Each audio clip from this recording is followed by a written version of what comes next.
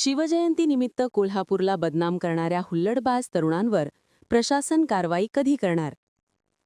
कोल्हापुरात शिवजयंती मोठ्या उत्साहात आणि थाटामाटात साजरी केली जाते. मात्र गेल्या काही वर्षांत शिवजयंतीचे स्वरूप बदलत चालले आहे. शिवजयंतीनिमित्त तरुणांकडून पन्हाळगडावरून ज्योत आणली जाते.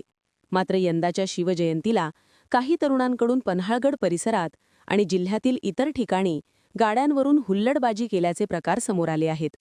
गाड्यांचे सायलेन्सरच्या पुंगळ्या काढून गाडी फिरवणे, कर्णकर्कश हॉर्न वाजवत गाडी वेगाने पळवणे, इतरांची गाडी पेटवून देणे, गाडी नदीच्या पात्रात फेकणे अशा काही घटना कोल्हापुरातून समोर आल्यामुळे शिवजयंती उत्सवाला गालबोट लागले आहे.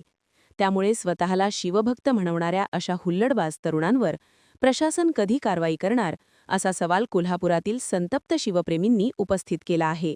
शिवजयंतीच्या निमित्तानं झालेल्या कोल्हापूर जिल्ह्यातील पन्हाळा आणि शहरातल्या गोंधळाबद्दल काय नेमकं सांगा? खरं तर हे हुल्लडबाजीचे प्रकार जे होते काल शिवजयंतीच्या निमित्तानं जे पाहायला मिळाले, ही शिवशाहीतली पद्धत नाही तर ही मोगलाईतली पद्धत आहे. मोगलांची ज्यावेळेला स्वारी व्हायची त्यावेळेला अशा पद्धतीने आक्रमण व्हायचे, लोकांची घोडी चोरून नेली जायची, जनावरं चोरून नेली जायची, त्यांच्या पिकांचं नासधूस केलं जायचं, घरातली पिकं, घरातलं कडधान्य धान्य उचलून नेली जायची, चोऱ्या व्हायच्या, मंदिरं फोडली जायची. ही मोगलाईतली पद्धत होती.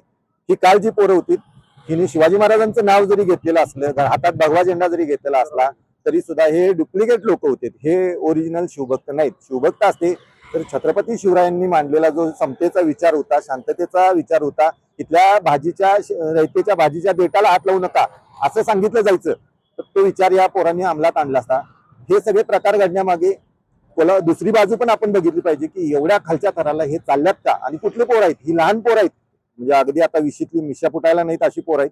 तर या पोरांच्या पाशी व्यसनाचा प्रकार, व्यसनाचं साहित्य मोठ्या प्रमाणात उपलब्ध व्हायला लागले. शहरातनं जरी बघितला तुम्ही तर ट्रिपल सीट गाड्या फिरवणारी पोरं दिसतात, वयाने कमी असतात आणि झिंगलेले असतात. म्हणजे या पोरांच्याकडे दारू आणि गांजेचा पुरवठा जोरदार व्हायला लागलाय.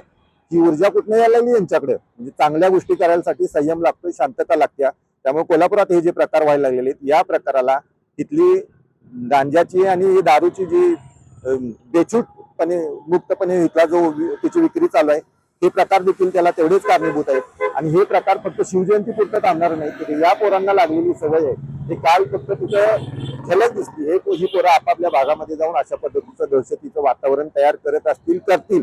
त्यामुळे पोलिसांनी या पोरांची योग्य प्रकारे त्यांची साल्ट काढून किंवा त्यांना कशी समज द्यायची ती समज द्यावी आणि मूळ मुद्द्यापर्यंत त्यांच्यापर्यंत गांजा जो पुरवला जातोय, नशेचे प्रकार, नशेचे पदार्थ जे दिले जातात ते थांबवले पाहिजेत.